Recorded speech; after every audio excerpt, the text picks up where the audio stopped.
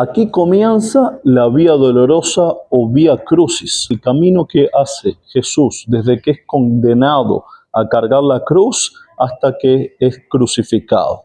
¿Cómo sabemos que este es el lugar donde comienza el Vía Crucis? Porque lo que nos cuentan los evangelios es que Jesús fue juzgado por Poncio Pilatos en un lugar llamado Pretorio. Pretorio significa en latín cuartel general o comandancia. Era la comandancia del ejército, había en cada lugar del Imperio Romano. Y detrás mío, donde hoy está ese edificio, que hoy es una escuela para niños musulmanes, ahí es donde en otra época estuvo la fortaleza Antonia. La fortaleza Antonia fue una fortaleza construida por el rey Herodes. Se llamaba Antonia en honor a Marco Antonio, que había sido en un momento el patrón político de Herodes, hasta que más tarde Herodes se cambia de bando y se pasa al bando de César Augusto, después de que Augusto derrota a Marco Antonio en la batalla de Actium, pero al principio el patrón político romano de Herodes era Marco Antonio, por eso ese edificio enorme que él había construido en la ciudad de Jerusalén, esa gran fortaleza, le pone el nombre de Fortaleza Antonia. Y como era la fortaleza militar más grande de la ciudad, cabe suponer que ese era entonces también el cuartel general, la comandancia del ejército romano, y que ahí era el pretorio. Esa es la tradición, es la opinión también más aceptada. Hay quienes estiman que quizás la comandancia no era la fortaleza militar, sino que era el palacio del rey, que estaría en otra parte de la ciudad, pero sí sabemos que por aquí estaba la fortaleza, y lo más común entonces es marcar en este lugar el comienzo de la Vía Dolorosa, y eso lo hacen grupos católicos, grupos protestantes. Muy poquitos son los que van con la otra teoría y marcan el comienzo del camino en otra parte de la ciudad. A mí me gusta comentar las distintas teorías siempre. Los grupos católicos, por ejemplo, que quieren en Jerusalén hacer una procesión de Vía Crucis, cargando la cruz desde la primera estación hasta la estación número 14, comienzan no exactamente en este edificio que está aquí enfrente, que si nos acercamos un poquito van a ver que tiene ahí un número, una placa con el número 1 en latín, en letras latinas, marcando que ahí es el comienzo de la Vía Dolorosa. Pero como hoy en día lo que hay ahí es una escuela para niños musulmanes que está, pues tienen clases los niños ahí, no se puede uno entrar y comenzar una procesión desde dentro de la escuela, con excepción de los hermanos franciscanos, que todos los viernes a las 3 de la tarde, los musulmanes no tienen clase los viernes, ellos sí comienzan sus procesiones desde allá adentro.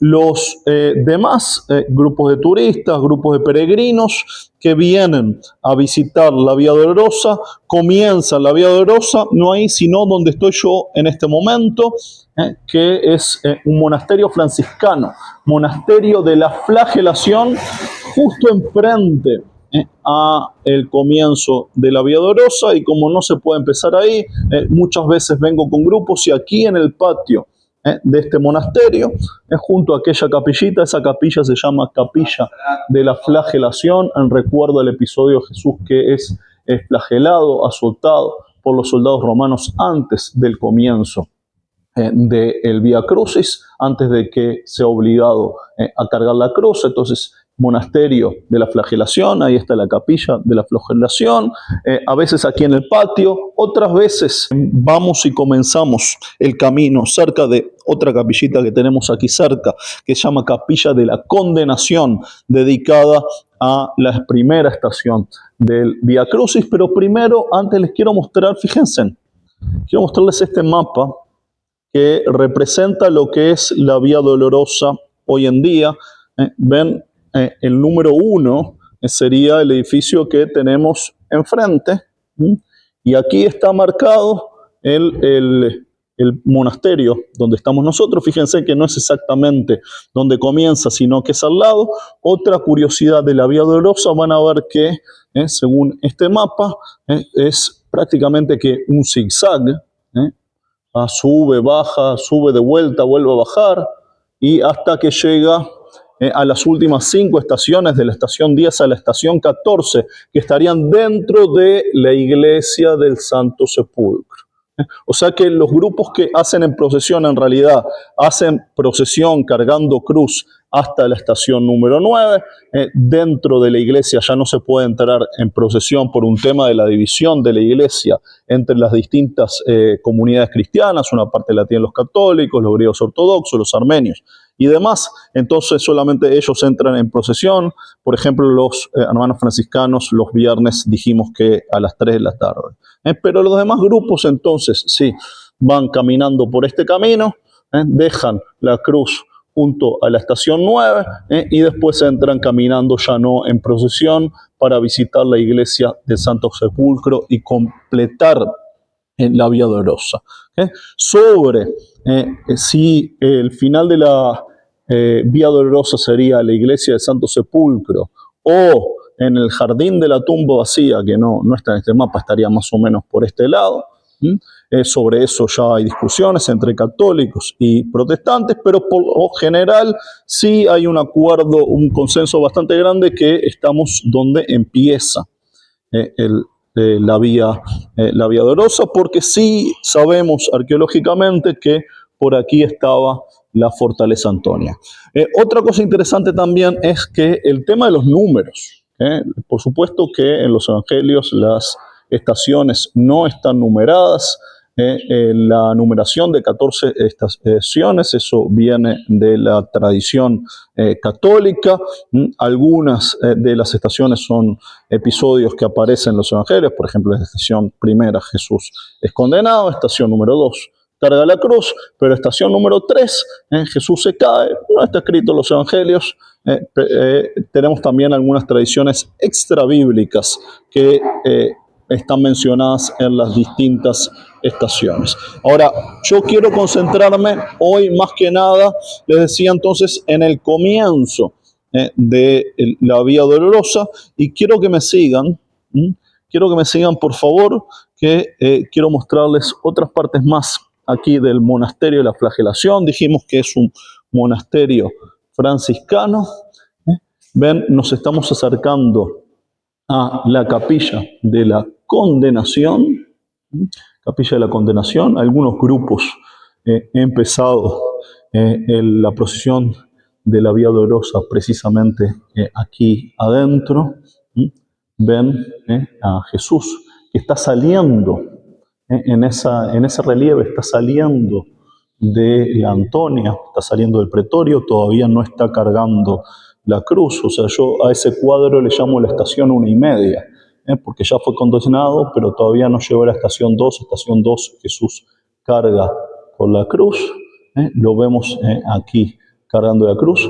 Muy interesante también esta imagen de aquí, donde vemos 2 mujeres que se acercan a Jesús. Una tiene un ano en la cabeza, la otra no. Ven que una muy impúdicamente tiene el cabello suelto y se le ve el hombro. ¡Qué mujer poco tapada! Evidentemente representa a María Magdalena, que hay ciertas tradiciones que dicen que se dedicaba a un oficio muy antiguo, a pesar de que eso no está escrito en los evangelios en ningún lugar, y no podemos saber que la mujer adúltera que Jesús salva de ser lapidada sea María Magdalena. Durante mucho tiempo se enseñó así. Yo tengo entendido que hoy en día la Iglesia Católica ya no lo enseña de ese modo, pero bueno, esta estatua será anterior a que se haya cambiado ese tipo de enseñanza. Entonces la vemos a María Magdalena muy indecorosamente vestida. Pero lo más interesante aquí es el piso. Fíjense, estas piedras de aquí, estas son, por supuesto que no el piso moderno, sino las piedras de a un costado de la época romana. Y fíjense en estas como rayas, como marcas en el piso también. Eso seguramente sería para jugar a una especie de juego parecido a las damas o al ajedrez que tenían los romanos, que llamaban el juego del rey. Y el que perdía a ese juego, pues además de perder el dinero que apostaban, se lo azotaba y se le ponía un cartel que decía rey, y quizás de ahí inspirado el lo que le hacen a Jesús, con el cartel de Jesús, rey de los judíos, y que lo azoten, le quiten los vestidos. Quiero seguir un poco más. Ven ahí también, debajo de los bancos, restos del piso de la época romana. Vamos a ver un poco más de ese piso. Afuera, cuando fue desenterrado, este piso de piedra en el siglo XIX, los arqueólogos estaban pero muy emocionados, porque piso de piedra de la época romana, está escrito acerca del lugar en el que Jesús fue juzgado. Otro nombre además de pretorio es Litóstrotos, que significa piso de piedra, o Gábata, que también piso de piedra en arameo. Entonces dijeron: encontramos piso de piedra de la época romana en la zona de la Antonia, este tiene que ser el lugar donde Jesús fue juzgado.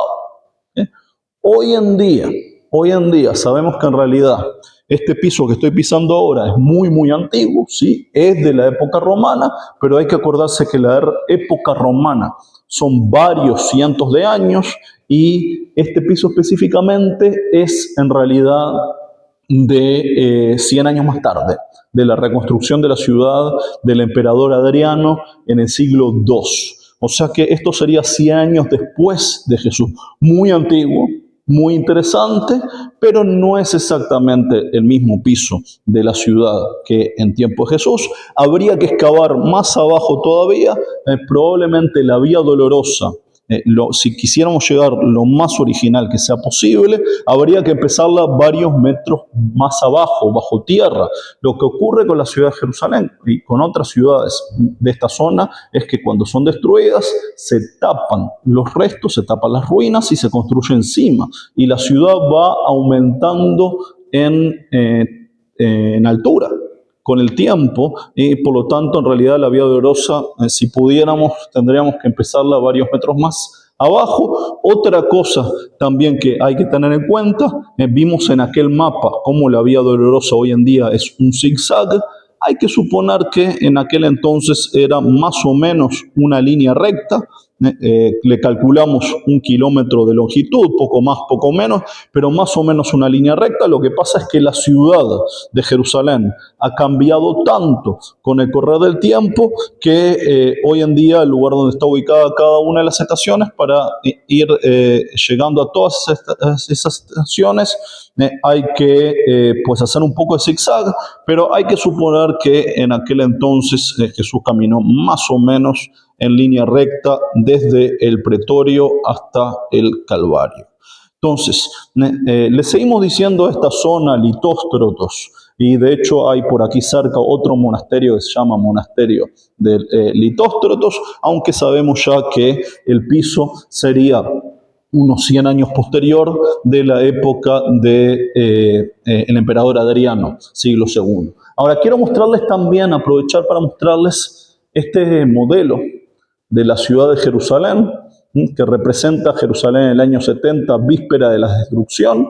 Si han visto mis otros videos, han escuchado esta misma frase cuando me refería al modelo mucho más grande que hay en el Museo de Israel. Yo supongo que este modelo está basado en el que hay en el museo, con algunas peculiaridades más. Por ejemplo, aquí sí tenemos el Monte de los Olivos, la cima del Monte de los Olivos.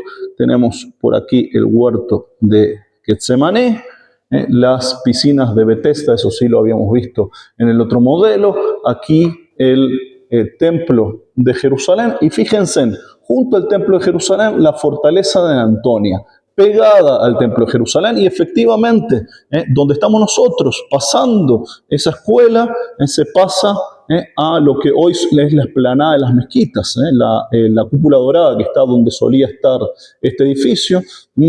O sea que la fortaleza Antonia efectivamente estaba pegada a lo que los judíos llamamos el monte del templo, lo que los musulmanes llaman Haram el Sharif, el noble santuario, porque la función de la fortaleza Antonia era vigilar lo que se hacía en el templo de Jerusalén, porque algo que entendió Herodes y que entendieron los romanos y que sigue siendo cierto hasta el día de hoy, es que el mejor momento para que estalle la rebelión es en las fiestas, cuando los judíos se juntan por decenas de miles en el mismo lugar, con gran fervor religioso. Ese es el momento para que estalle la rebelión. Efectivamente, las rebeliones contra los romanos estallaron en fiesta. Hoy en día, en los países musulmanes, se escucharon hablar de la primavera árabe hace unos años atrás, una década atrás. Esos países árabes donde estallaron revueltas, las revueltas empezaban siempre los días viernes después de la oración en las mezquitas, porque ahí es también donde se juntan las multitudes llenas de fervor, y ahí es donde puede estallar la rebelión. También en el conflicto actual entre judíos y musulmanes, muchas veces los enfrentamientos han empezado precisamente los viernes al mediodía, después de que los musulmanes salen de la plegaria más grande. Así que esto ya lo entendía Herodes 2000 años antes, y por eso construye esta gran fortaleza para vigilar de cerca el templo. Y lo que sabemos de la fortaleza, por la descripción de la ciudad del historiador contemporáneo Flavio Josefo, sabemos que esta es la ubicación, y efectivamente estamos en la ubicación de la fortaleza Antonia. Nosotros estaríamos al ladito, más o menos. Y fíjense en que como hicieron un caminito, el camino sale de la Antonia, pero aquí lo he representado como una línea recta.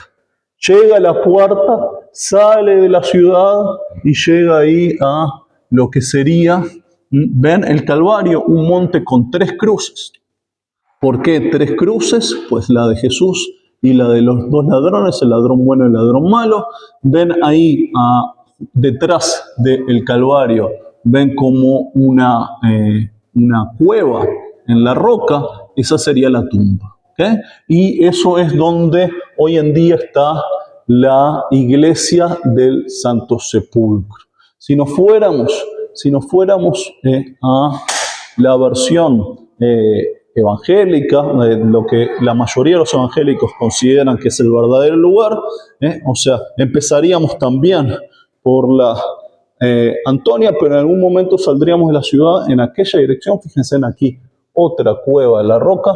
Me llama mucho la atención que este lugar, que es un monasterio católico, la hayan representado aquí también, pero a mi entender esto podría ser la tumba que hay en lo que hoy llamamos el jardín de la tumba vacía, donde la mayoría de los evangélicos creen que ahí sería el lugar. Por ahí al lado estuvo el Gólgota, el lugar donde Jesús fue crucificado, y también la tumba.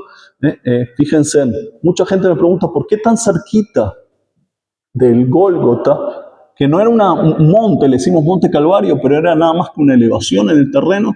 ¿Por qué tan cerquita la tumba? De haber visto las películas, se imaginan la tumba bien lejos. Acuérdense que Jesús murió un viernes a la tarde, y para poder enterrarlo antes de que caiga el sol y comience el Shabbat, si no hay que esperar hasta el sábado en la noche, esperar a que termine el Shabbat para poder enterrarlo. Entonces lo entierran. Es lógico que el lugar donde fue crucificado y el lugar donde fue enterrado hayan estado cerca uno del otro. Aprovecho que tengo aquí este modelo y mostrarles algunas cosas más. Un detalle importante, lo mencioné también en el video acerca de la maqueta que vimos en el Museo de Israel. Este muro de aquí, este otro muro, es un añadido de los años 60 del siglo I. Es decir, que en tiempos de Jesús todavía no estaba. Quiere decir que aquí estaría Jesús saliendo de la ciudad para llegar al Gólgota, y ese es un detalle importante porque está escrito en los evangelios que Jesús fue crucificado fuera de los muros de la ciudad. Ya lo explicamos esto en otro momento, que Eso está relacionado también con la discusión entre católicos y evangélicos de dónde es el verdadero lugar, y los evangélicos en el siglo XIX decían no puede ser aquí porque esto está dentro de los muros, está dentro de los muros actuales de Jerusalén, pero los muros de hace 2000 años estaba por fuera. La discusión sigue, pero ese argumento ya no es válido porque sí hay consenso entre arqueólogos, historiadores, que esta zona donde hoy está la iglesia de Santo Sepulcro estaba fuera de los muros de Jerusalén de aquel entonces. ¿Qué más vemos en este modelo? Eso sería el palacio del rey David, el palacio del rey Herodes, eso sería el palacio del rey Herodes.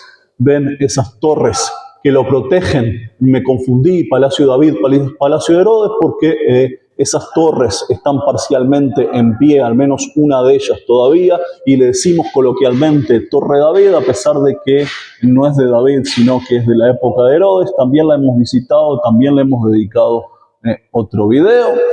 ¿Qué más tenemos por aquí? Pues por esta zona sería lo que hoy llamamos Monte Sión. Por aquí tendría que estar la sala de la Última Cena.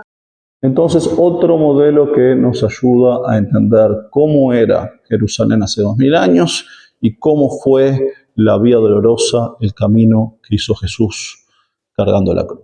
Amigos y amigas, ha sido un gusto saludarlos nuevamente desde Jerusalén. Espero que les haya gustado el video. Si les gustó, no se olviden de presionar me gusta.